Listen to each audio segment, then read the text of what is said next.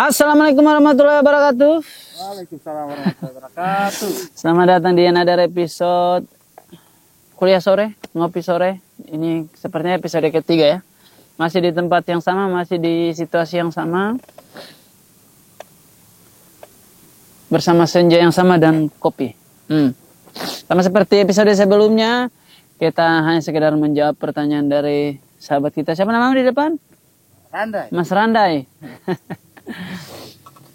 Iya, mau cerita tentang awal tahun. Siapa tahu ada hal yang menarik dan bisa ada insight kepada kamu dan kita semua. Boleh kali ya? Oke, aman. Aman. Oke, Bang Rahim. Di beberapa bulan atau termasuk tahun lalu, banyak menghabiskan waktu di Kendari. Oh iya. Kira-kira cerita-cerita tentang alasannya perjalanan waktu di Kendari ini. Kenapa di Kendari intinya begitu ya? Di Kendari menghabiskan waktu beberapa bulan. Apakah tidak laku lagi di Jakarta? Pertama-tama hidup yang kita jalan ini adalah hidup berkarya tuh, kan berbeda antara berkarya dengan bekerja. Kalau bekerja kan biasa schedule-nya dari pihak tertentu, sementara hidup berkarya waktu dan tempatnya si pemilik karyanya sendiri yang yang menguasai begitu. Kebetulan beberapa lama di Kendari ini juga ada misi yang mulia. Kemarin adalah pernikahan. Kebetulan kekasih kita ini orang Sulawesi, jadi harus pulang dulu ke Kendari, selesaikan dulu ini. Tidak tahu beberapa bulan berjalan, nyaman-nyaman juga dan ternyata tidak seburuk itu ya. Maksudnya kita pikir hidup di hidup di Kendari, pedesaan begitu, kita akan mati dengan karyanya. Ternyata sebenarnya kalau karyamu berkualitas, biar kau tinggal dimanapun, insya Allah kau akan dicari. Yang penting ada kontak manajer. Dibilang intinya kan itu. Itu. Orang sering bilang katanya kalau mau berkarya, kalau mau pengembangan diri yang lebih besar lagi, katanya kita harus ke Jakarta. Sebelum-sebelumnya seperti Bang Rahim lakukan. Menurut Bang Rahim kira-kira gimana tuh tanggapan orang tentang kalau berkarya harus ke luar Pulau Sulawesi? Betul, menarik. Menarik. Bagus. Saya jadi berpikir ini. Karena saya agak dilema juga ya konsep itu. Apakah harus ke Jakarta dulu baru bisa disebut sukses? Mungkin sederhananya begitu ya. Kita mundur dulu sedikit. Saya tahu konsep uang itu bukan segalanya ketika saya punya uang di poin jumlah tertentu. Baru saya sadar bahwa ternyata uang bukan segalanya. Saya juga tahu bahwa sebenarnya tidak perlu ke Jakarta. Tapi dalam keadaan saya sudah pernah ke Jakarta. Mengerti tidak maksudnya? Ya. Kalau seperti itu posisinya berarti kasihan juga. Semua orang harus ke Jakarta dulu baru bisa bertahan di industri dan lain sebagainya. Ada dilemanya juga, ada benarnya tapi ada salahnya juga, dalam artian kenapa untuk berkarya harus di Jakarta patokannya, sementara ke Jakarta hanya satu dari kota di antara kota di Indonesia, sama seperti Kendari, sama seperti dan lain sebagainya. Kalau memang beberapa tahun yang lalu, Randy, sepertinya untuk menyentuh Jakarta itu masih seksi, masih harus. Kau harus ke Jakarta dulu, orang tahu kamu di desamu, baru pulang di desamu, bikin karya di sini misalkan. Kalau sekarang kita hidup di dunia yang informasi serba cepat begini, mega cepat, tsunami informasi ini, sepertinya, dan sudah terbukti banyak orang-orang yang berkarya dari lokal, dan bisa hidup-hidup saja. Steven Stanley kapan emang di Jakarta? Ada rival itu tiktokers di Kolaka. Dia menjadi tiktoker nomor 1 di Indonesia. Dan dia berkarya hidup besar di Kolaka saja.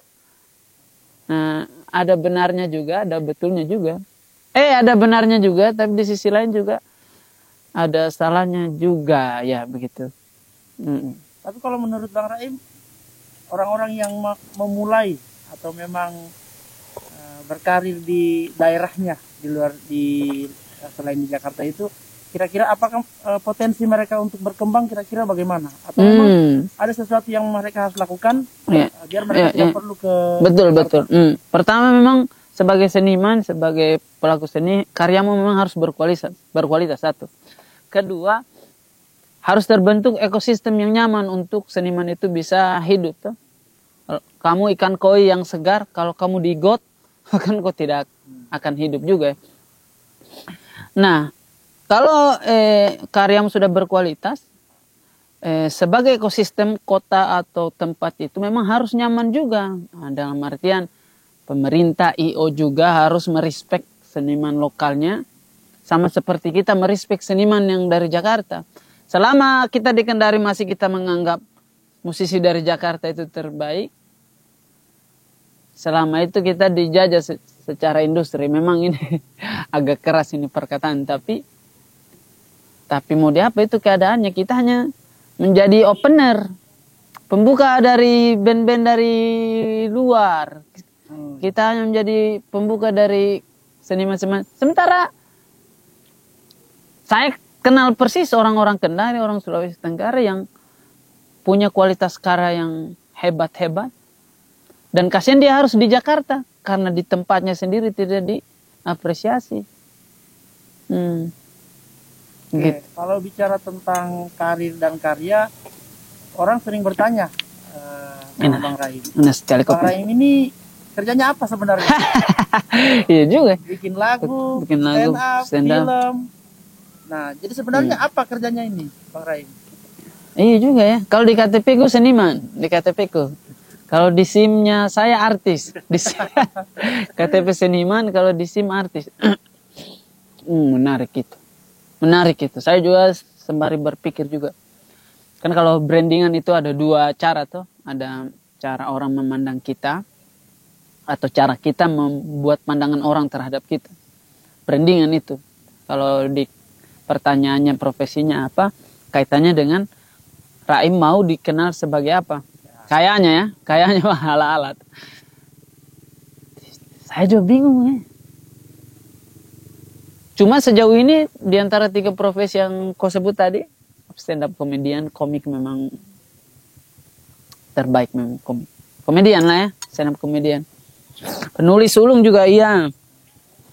Ada tidak semacam alasan atau motif kenapa mau mencoba di luar dari kesenian stand up? Mencoba bikin lagu, mencoba bermain film, bahkan sudah mencoba untuk menulis buku kemarin sempat. Nah, kira-kira kenapa? Apa motifnya mencoba hal-hal lain di luar stand up? Sebenarnya lebih tepatnya kita tidak mencoba hal lain di luar stand up. Kita mencoba hal lain yang nyambung dengan stand up. Sebenarnya nyambung-nyambung saja.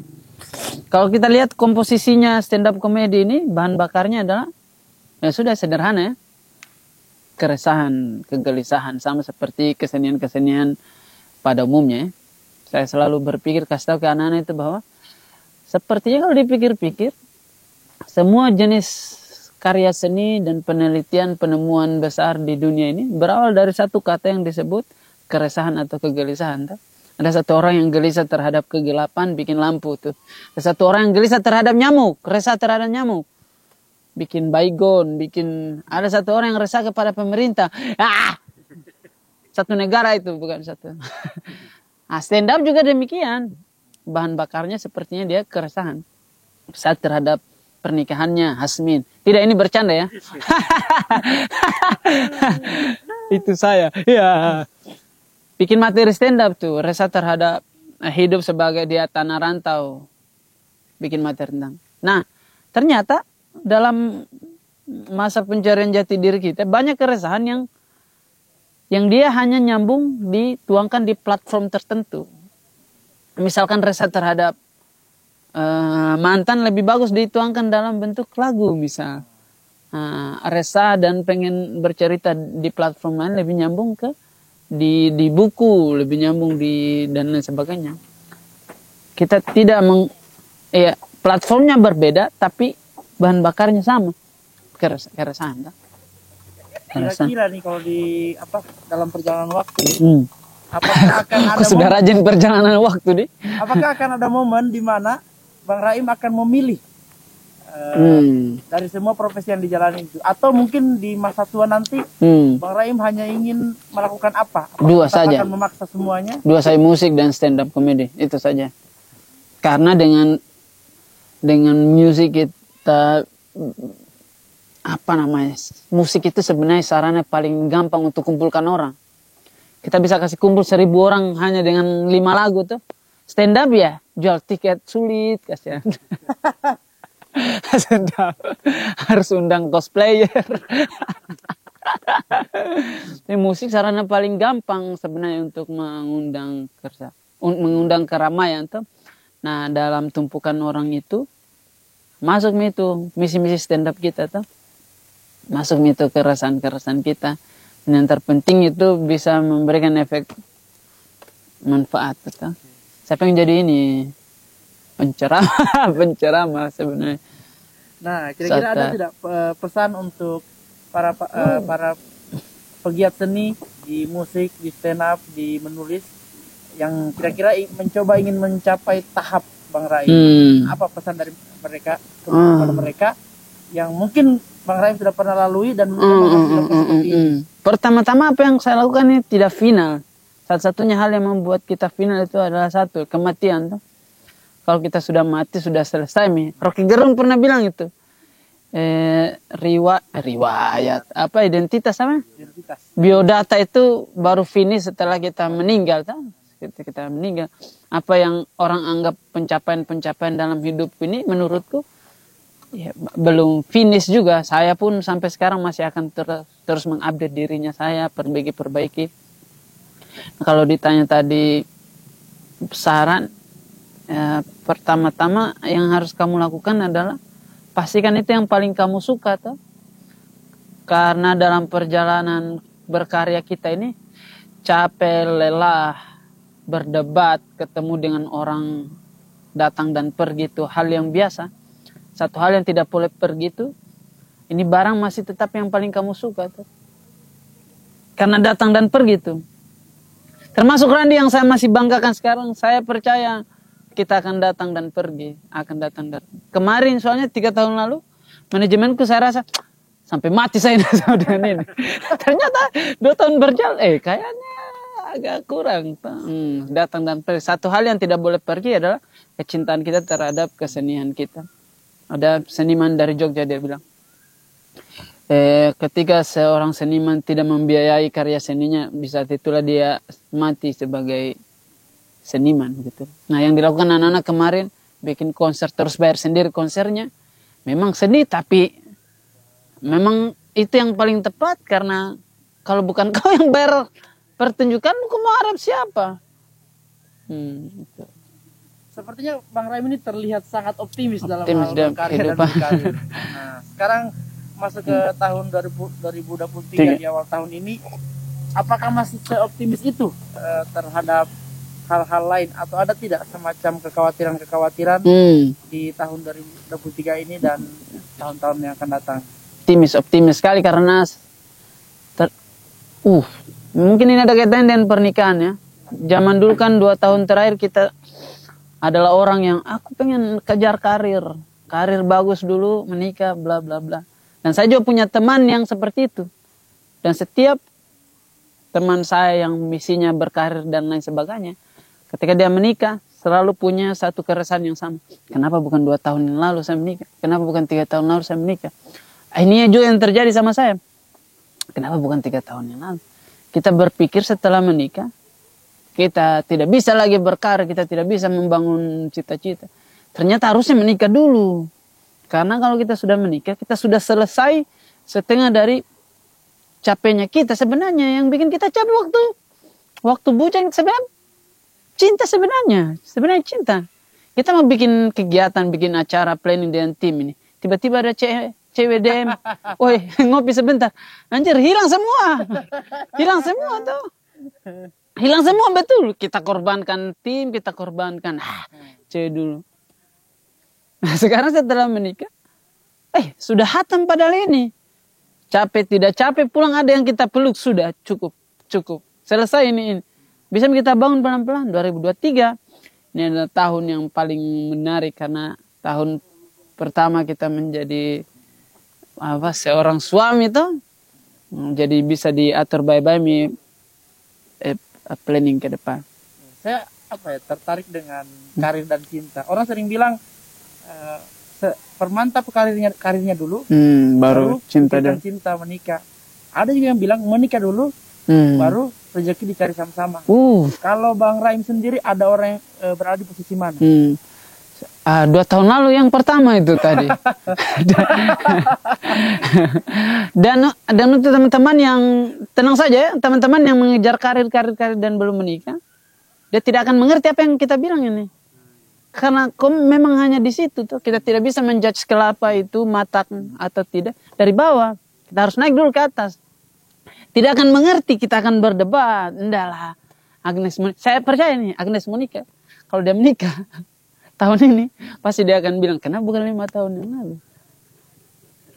Banyak protes ini. Jadi kalau disuruh pilih yang pertama dan kedua, sekarang saya ini yang kedua.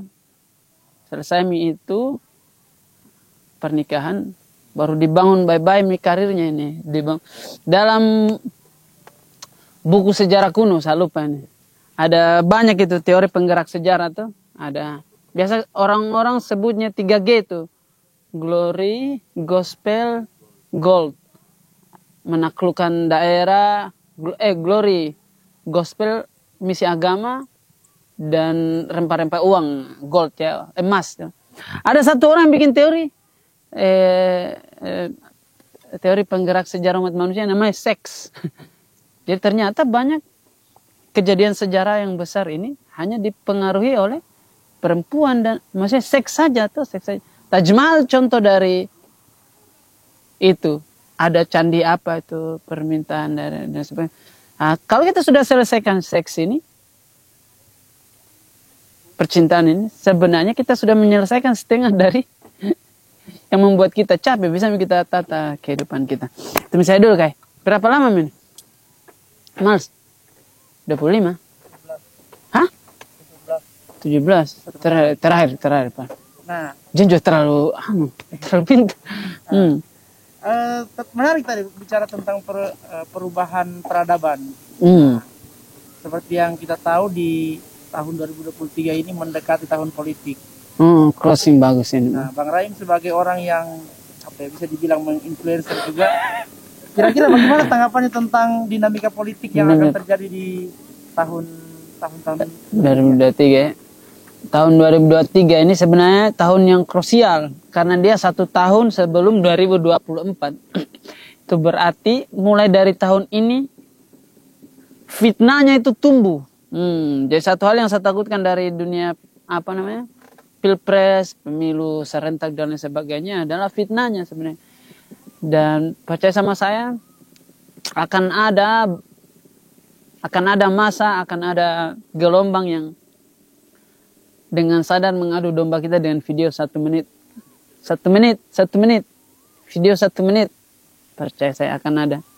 Dan kalau itu terjadi, berhenti mengambil kesimpulan terhadap video 1 menit yang kita tidak tahu konteksnya. Begitu. Video ini kalau dipotong 1 menit, kita ambil yang tersinggungnya. Ya suku lain pasti tersinggung. Gitu. Berhenti mengambil kesimpulan kepada video potong 1 menit yang kehilangan dari konteksnya. Kalau dapat video seperti itu, jangan menjadi orang pertama yang paling komen, jangan menjadi orang pertama yang paling di-share. Begitu.